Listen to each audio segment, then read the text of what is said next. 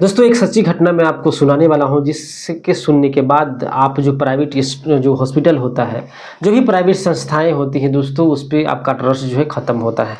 बताया जाता है कि सरकारी अस्पताल में जो लोग नहीं जाते हैं, जिससे बताते हैं कि इलाज नहीं होता है, लेकिन आपके साथ बहुत बड़ा धोखा होता है। दोस्तों ये जो कहानी मैं आपको बता रहा हूँ, मध्य प्रदेश रतलाम की है, जहाँ पे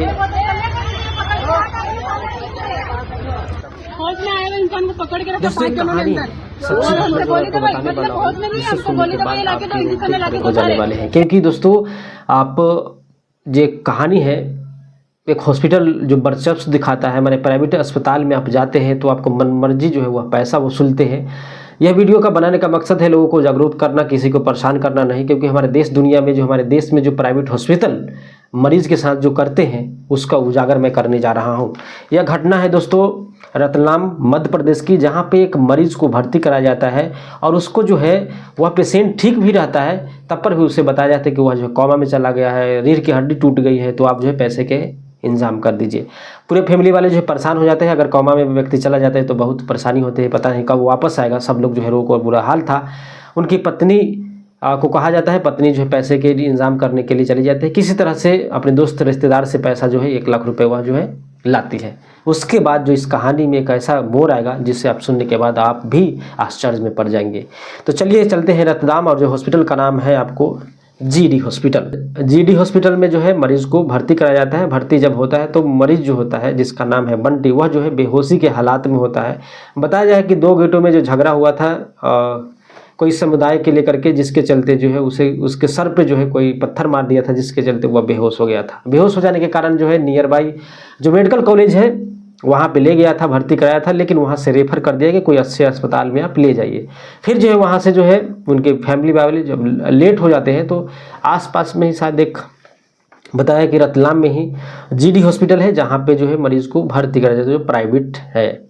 उसके बाद भर्ती कराने के बाद जो है बताया जाता है कि कुछ पैसे जो है, आपको पता है जब प्राइवेट अस्पताल में आप जाते हैं तो आपको पहले पैसे जो है डिमांड किए जाते हैं कि 50,000 जमा कीजिए, 20,000 जमा कीजिए। वह जो है घर वाले उनको जो है शायद 18,000 रुपये जो है जमा करते हैं, यह जो है मीडिया रिपोर्टिंग के अकॉर्डिंग।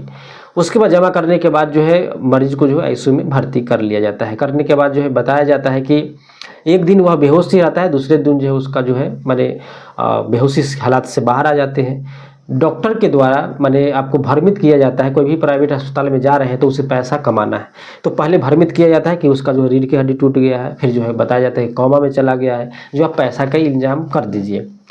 तो बंदा जो है उड़ जाता है। पत्नी जो है पैसा लेकर के हॉस्पिटल के बाहर जो है वेट करता है। जैसे बताया जाता है मरीज के अनुसार, मरीज बोलता है कि मेरे को जो है जब होश जब आया तो मैं बोला जब अपनी पत्नी या बाल बच्चे अपने हम घर परिवार से मिलेंगे, तो वहाँ के एक नर्स या कोई होता है, वो बताते हैं कि तुम या तो डॉक्टर से मिल लो या तो परिवार से। बोलते हैं मैं मुझे परिवार से मिलना है। फिर जो है वहाँ से कोई डॉक्टर आता है, जिसे उसे दबाड़ता है, माने कि टॉर्चर करता है पेशेंट को।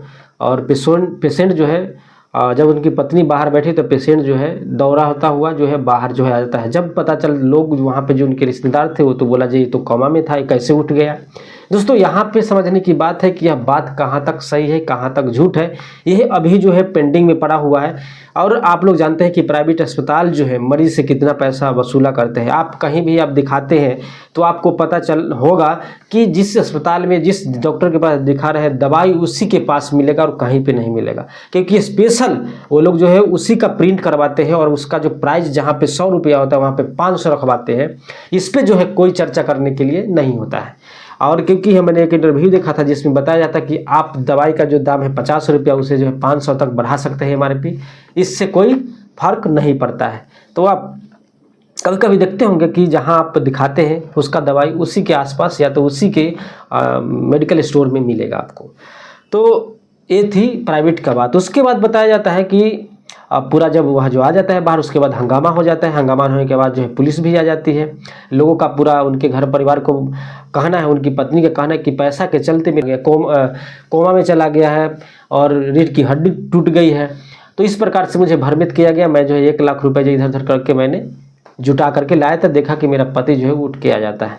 तो उसके बाद अब सफाई दे रहे हैं वहाँ के अस्पताल के जो मैनेजर वो बताते हैं कि ये जो 10 बजे इसके लमसम में आया था, इसको जो है जब बेहोशी आया तो यह जो है मेरे स्टाफ से या कुछ पैसे की प्रॉब्लम हो गई, जिसके चलते पैसा नहीं जुट रहा था, मेरे स्टाफ पे ही हमला कर दिया, कैंची से हमला करने लगा था, ये करना, बहुत सारे आरोप जो है मैनेजर का सफाई दे रहे थे। उसके बाद वही बताता है कि दीनदयाल मैंने पुलिस को इन्फॉर्म किया गया था, उससे पूछताछ करना था मरीज से, लेकिन जो है मरीज बेहोश के हालात में था, जिसके चलते पूछताछ नहीं हो, इसीलिए जो है वहाँ पे उसको रोका गया था। लेकिन ये भी स्वीकारा कि पेशेंट को जो है रस्सी से हाथ पैर जो है बांध करके रखा गया था। दोस्तों, हाथ पैर क्यों बांध के रखेंगे? तो मैनेजर का कहना है कि यह हमला करने वाला था, जिसके चलते मैं इसे जो है पैर हाथ बांध दिया था। जब पुलिस आती, जब इसका जो पूछताछ होता, उसके बाद इसे हम छोड़ देते। बताया जाए कि ये 18,000 जमा किया था, लेकिन इसमें जो है इसका कुछ पैसे जो है पेंडिंग मैंने हमारे पास ही बचे हुए थे, तो पैसा लेने के लिए भी हमने बोला, लेकिन कुछ ऐसा नहीं हुआ।